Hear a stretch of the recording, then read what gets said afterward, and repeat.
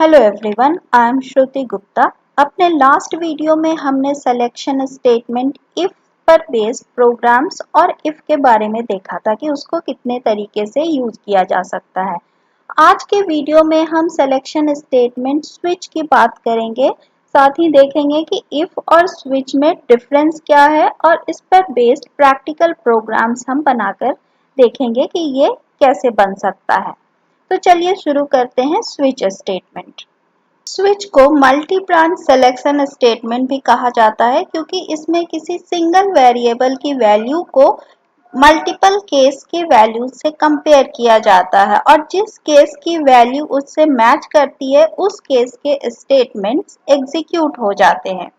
तो इसका अगर हम सिंटैक्स देखें तो स्विच के साथ उस वेरिएबल को पास किया जाता है जिसकी वैल्यू को हमें कंपेयर करना है। इस वेरिएबल की वैल्यू को अलग अलग केस के वैल्यू के साथ कंपेयर किया जाता है, लेकिन एक चीज यहाँ ध्यान रखना है कि स्विच में जो हम वेरिएबल पास करते हैं यह या तो इंटीजर डेटा टाइप का हो सकता है या कैरेक्टर डेटा टाइप का। इसके अलावा किसी भी दूसरे डेटा टाइप की वैल्यू यहाँ पास नहीं की जा सकती है। केस में हम वह वैल्यू लिखते हैं जब इस वेरिएबल की वैल्यू वह हो तो हमें क्या परफॉर्म करना है। इसी तरीके से इस वेरिएबल की वैल्यू अगर ये हो तो हमें क्या परफॉर्म करना है। इस तरीके से केस के साथ हम वैल्यू लिखते हैं। अगर इंटीजर वेरिएबल हो तो हम डायरेक्टली लिखते हैं, लेकिन अगर हम यहाँ कैरेक्टर वेरिएबल पास कर रहे हैं तो यहाँ वैल्यू को सिंगल कोट्स में लिखते हैं। स्टेटमेंट्स लिखने के बाद हर केस में हम ब्रेक का यूज करते हैं। ब्रेक एक ऐसा स्टेटमेंट है जिससे डायरेक्टली इस केस के एग्जीक्यूट होने के बाद हम स्विच से बाहर आ जाते हैं, लेकिन अगर ब्रेक स्टेटमेंट का यूज हम नहीं करें तो हम एक केस से अगले केस में एंटर कर जाते हैं। इसलिए हर केस के बाद नॉर्मली हम ब्रेक का यूज करते हैं। साथ ही साथ डिफॉल्ट एक ऐसा स्टेटमेंट है जैसे हम इफ एल्स इफ में एल्स का यूज करते थे कि अगर कोई भी कंडीशन सेटिस्फाई नहीं हो तो एल्स पार्ट एग्जीक्यूट होता था। इसी तरीके से स्विच में डिफॉल्ट स्टेटमेंट है कि अगर किसी भी केस की वैल्यू उस वेरिएबल के इक्वल नहीं होती है तो डिफॉल्ट स्टेटमेंट एग्जीक्यूट होता है या डिफॉल्ट के अंदर लिखा स्टेटमेंट एग्जीक्यूट होता है। तो ये कितने केस यहाँ हमें बनाने हैं यह हमारे प्रोग्राम पे डिपेंड करता है। वैसे हम 257 केसेस डिफाइन कर सकते हैं एक सिंगल स्विच के अंदर। पहले हम प्रैक्टिकली स्विच का एक प्रोग्राम बना के देखते हैं, उसके बाद हम और भी चीजें देखेंगे जैसे नेस्टेड स्विच या इफ और स्विच के बीच क्या डिफरेंस है वो भी हम कंपेयर करेंगे। तो यहाँ मैंने एग्जाम्पल के लिए एक प्रोग्राम बनाया है जिसमें मंथ का नंबर एंटर कराना है और उसे प्रिंट करना है कि यह कौन सा मंथ है, यानी वर्ड्स में मंथ का नेम प्रिंट कराना है। यह प्रोग्राम हमने इफ एल्स इफ के थ्रू भी बनाया था, लेकिन इसी प्रोग्राम को अब हम स्विच के थ्रू बना रहे हैं। यहाँ यूजर मंथ का नंबर 1 से 12 के बीच एंटर कर सकता है और स्विच में उस n की वैल्यू हम पास कर रहे हैं। केस 1 यानी मंथ अगर यूजर 1 एंटर करता है तो हमें क्या करना है, तो यहाँ हमने सी आउट स्टेटमेंट लिखा है you have entered January and break. इसी तरीके से केस 2 यानी मंथ का नंबर n की वैल्यू अगर 2 है तो यह केस एग्जीक्यूट होगा। n की वैल्यू अगर 3 है तो केस 3 एग्जीक्यूट होगा। इस तरीके से हम केस और उसके स्टेटमेंट्स लिख सकते हैं और हर केस के बाद हम ब्रेक दे रहे हैं। यहाँ अगर देखें तो इसी तरीके से मैंने पूरे 12 केसेस के लिए स्टेटमेंट्स लिखे हैं और लास्ट में डिफॉल्ट स्टेटमेंट लिखा है। डिफॉल्ट किस लिए है, अगर हम 1 से 12 के बीच कोई नंबर नहीं डालें, उसके अलावा कोई नंबर डालें तो कौन सा स्टेटमेंट एग्जीक्यूट होगा, डिफॉल्ट स्टेटमेंट, और यह मैसेज प्रिंट करेगा that you have entered wrong number. तो यहाँ हमारा स्विच क्लोज हो रहा है, फिर गेट ch और ये हमारा मेन फंक्शन यहाँ क्लोज हो रहा है। तो इस तरीके से हम प्रोग्राम बना सकते हैं स्विच का, अलग अलग केस के थ्रू हम किसी वेरिएबल की वैल्यू को कंपेयर कर सकते हैं। अगर हम चाहें तो यहाँ कैरेक्टर वेरिएबल भी दे सकते हैं, लेकिन अगर कैरेक्टर वेरिएबल होगा तो केस की वैल्यू हमें इस तरीके से सिंगल कोट्स में लिखनी होगी। ठीक है, तो यहाँ n हमारा इंटीजर वेरिएबल है, इसलिए मैं बिना सिंगल कोट्स के लिख रही हूँ। अब इस फाइल को अगर सेव करें, कंपाइल करें एंड रन करें और मंथ सपोज मैंने डाला 6, तो ये आ रहा है यू हैव एंटर्ड जून। इसी तरीके से एक बार और रन करके देख लेते हैं। मंथ मैंने डाला 9, तो ये आ रहा है सितंबर। इस तरीके से देख सकते हैं कि केस जो भी केस सेटिस्फाई होगा उस केस में लिखे गए स्टेटमेंट को ये एग्जीक्यूट करेगा। लेकिन अगर मैं ब्रेक हटा दूं, मान लो आप, अगर मैं कहीं ब्रेक हटा दूं, ठीक है, यहाँ केस 5 एंड केस 6 में मैं ब्रेक स्टेटमेंट हटा दे रही हूँ, तब क्या होगा? अब इसको रन करें। सपोज मैंने डाला 5 में हमने ब्रेक स्टेटमेंट हटा दिया है, तो ये देख सकते हैं 5 के बाद 6, 7 भी एग्जीक्यूट हो रहा है। क्यों? क्योंकि 5 में भी ब्रेक स्टेटमेंट नहीं है, 6 में भी नहीं है, तो यह कहाँ जाके रुक रहा है? 7 पर। तो ये लाइन भी प्रिंट कर रहा है, ये भी प्रिंट कर रहा है और ये लाइन भी प्रिंट कर रहा है, फिर जाके ये ब्रेक से के कारण स्विच से बाहर आ रहा है। तो इसलिए हम ब्रेक स्टेटमेंट का यूज करते हैं हर केस के बाद। अगर हम ब्रेक यूज नहीं करें तो आप देख सकते हैं कि हम अगले केस में चले जा रहे हैं, तो इसलिए ब्रेक जरूरी होता है। लेकिन कई बार इस कंडीशन का हम बेनिफिट भी उठा दे सकते हैं कुछ प्रोग्राम्स में, जिसको आगे डिस्कस करेंगे। आपको एक और प्रोग्राम दिखा रही हूँ। यह मेन्यू ड्रिवन प्रोग्राम है, यानी एक मेन्यू जनरेट किया है मैंने, जिसमें हम चाहें तो सर्कल का एरिया कैलकुलेट कर सकते हैं, रेक्टेंगल का, ट्राइंगल का, या इस मेन्यू से बाहर भी आ सकते हैं। तो यहाँ देख सकते हैं सी आउट स्टेटमेंट में मैंने कुछ मैसेज प्रिंट किया है, एरिया मेन्यू और नंबर 1 चॉइस किसके लिए है? सर्कल के लिए। तो अगर हम चॉइस 1 एंटर करते हैं तो हम सर्कल का एरिया कैलकुलेट करेंगे, चॉइस 2 एंटर करते हैं तो रेक्टेंगल का, 3 पे ट्राइंगल का एरिया कैलकुलेट होगा और 4 से हम प्रोग्राम से एग्जिट हो जाएंगे। तो मैंने कुछ वेरिएबल्स लिए हैं फ्लोट टाइप के, जो सर्कल, रेक्टेंगल या ट्राइंगल के एरिया कैलकुलेट करने में काम आएंगे। अब हम यहाँ चॉइस एंटर करवा रहे हैं ch वेरिएबल के अंदर। ch किस टाइप का वेरिएबल है? इंटीजर टाइप का। और स्विच में मैं ch की वैल्यू पास कर रही हूँ। केस 1 क्या था हमारा? सर्कल का एरिया कैलकुलेट करता। तो सर्कल का एरिया कैलकुलेट करने के लिए हमें सर्कल का रेडियस मालूम होना चाहिए। तो मैंने मैसेज प्रिंट किया, enter radius of the circle, और उस वेरिएबल को r में हम रीड कर रहे हैं। एरिया इक्वल टू सर्कल के एरिया कैलकुलेट करने का फॉर्मूला क्या होता है? पाई आर स्क्वायर। तो पाई की वैल्यू क्या होगी? 3.14। तो मैंने डायरेक्टली वो कांस्टेंट वैल्यू लिख दी है, इंटू आर, यानी ये क्या हो जाएगा? R square. और फिर जो कैलकुलेट करके वैल्यू आएगी वो हम प्रिंट कर रहे हैं यहाँ।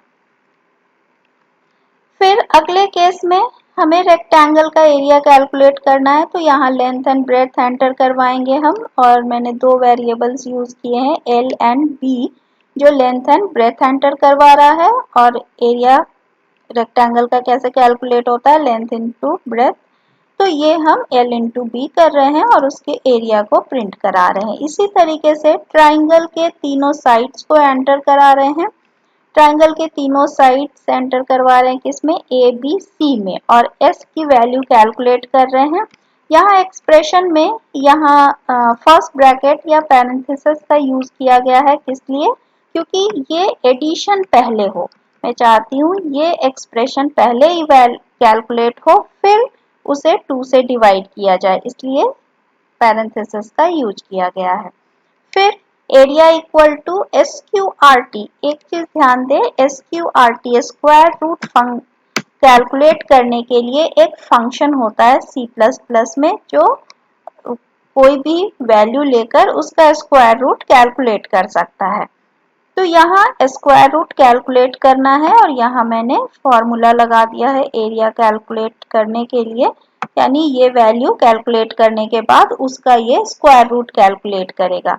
लेकिन एसक्यूआरटी फंक्शन की डेफिनेशन math.h हेडर फाइल में होती है, तो इसलिए मैंने यहाँ math.h हेडर फाइल भी लगाई है। math.h में और भी बहुत सारे ऐसे फंक्शंस होते हैं जो मैथमेटिकल कैलकुलेशंस परफॉर्म कर सकते हैं। अगर आपको उन फंक्शंस के बारे में जानना है तो नीचे कमेंट सेक्शन में लिखें, मैं उस पर अलग से वीडियो बना दूंगी। और एसक्यूआरटी फंक्शन हो गया, यानी ये एरिया कैलकुलेट कर लेगा और सर्कल के एरिया की वैल्यू यहाँ हम प्रिंट कर रहे हैं। केस 4 क्या था, प्रोग्राम से बाहर आने के लिए। तो मेन्यू में हमने दिया था 4 एग्जिट के लिए, तो यहाँ हम एग्जिट फंक्शन यूज कर रहे हैं। और जैसा कि हम जानते हैं एग्जिट फंक्शन जब हम यूज कर रहे हैं तो हमें process.h हेडर फाइल इंक्लूड करनी होगी, जो हमने प्रोग्राम में ऊपर ऑलरेडी कर लिया है। फिर डिफॉल्ट स्टेटमेंट कि अगर यूजर 1 से 4 के बीच कोई नंबर नहीं डाल के कोई और चॉइस डालता है तो हम एरर मैसेज प्रिंट कर सकते हैं रॉन्ग चॉइस, और यहाँ से हम ब्रेक कर सकते हैं। और ये हमारा स्विच क्लोज हो रहा है और नीचे मेन फंक्शन क्लोज हो रहा है। तो अब इस प्रोग्राम को हम रन करके देखते हैं। सेव कर ले, पहले कंपाइल करें और रन करें। तो यहाँ देख सकते हैं हमारा मेन्यू प्रिंट हो रहा है। फर्स्ट ऑप्शन को हम रन करके देखें, 1 हमें क्या कैलकुलेट करेगा, सर्कल का एरिया। तो सर्कल का सपोज हम लोगों ने रेडियस डाल दिया 4.5, तो आप देख सकते हैं कि सर्कल के एरिया की वैल्यू प्रिंट कर रहा है। फिर से अगर इसको रन करें और हमें अब रेक्टेंगल का एरिया कैलकुलेट करना है, सपोज 4 and 5, तो आप देख सकते हैं ये रेक्टेंगल का एरिया कैलकुलेट कर रहा है। तीसरे में हमें ट्राइंगल का एरिया कैलकुलेट करना है, तो सपोज मैंने डाला 4.1, 4.1 एंड 3.1, तो ये देख सकते हैं ये आपके ट्राइंगल का एरिया कैलकुलेट हो रहा है। और अगर हम 4 ऑप्शन डालें तो हम प्रोग्राम से बाहर आ जा रहे हैं।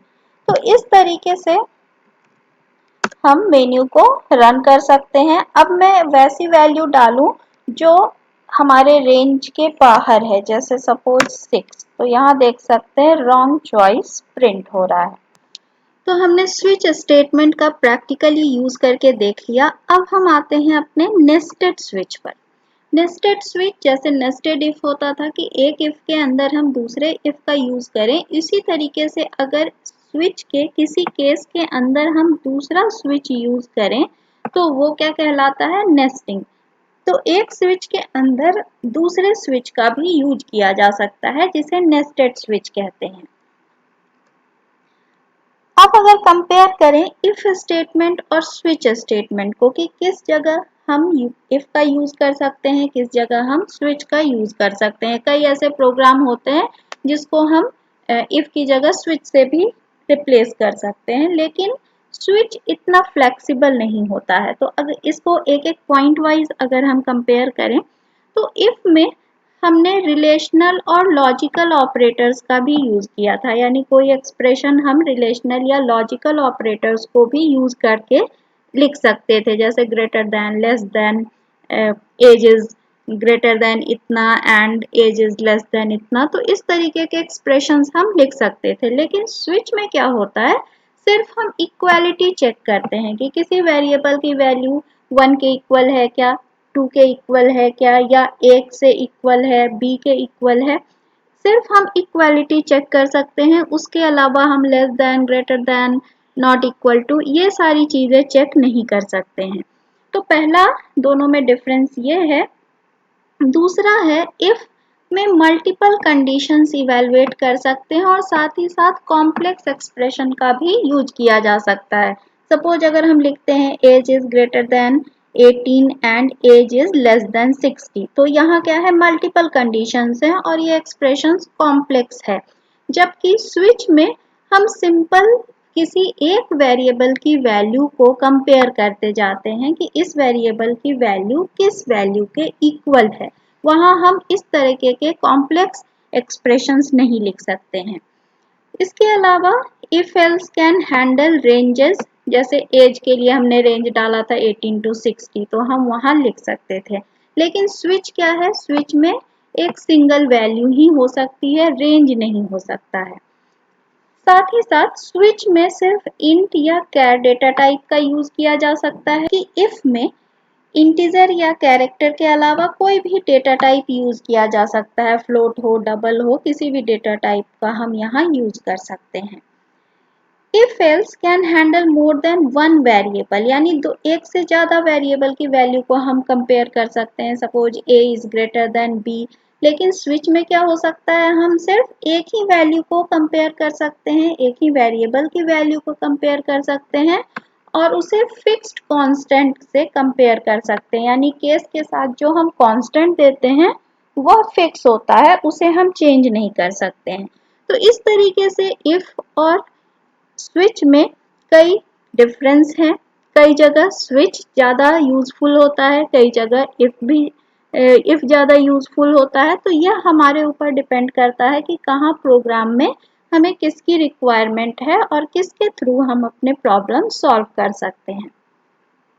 स्विच ज़्यादातर वहाँ यूज किया जाता है जब हमें किसी वेरिएबल के अलग अलग वैल्यू से कंपेयर करना हो और वहाँ इक्वालिटी चेक करनी हो, तभी हम स्विच का यूज करते हैं।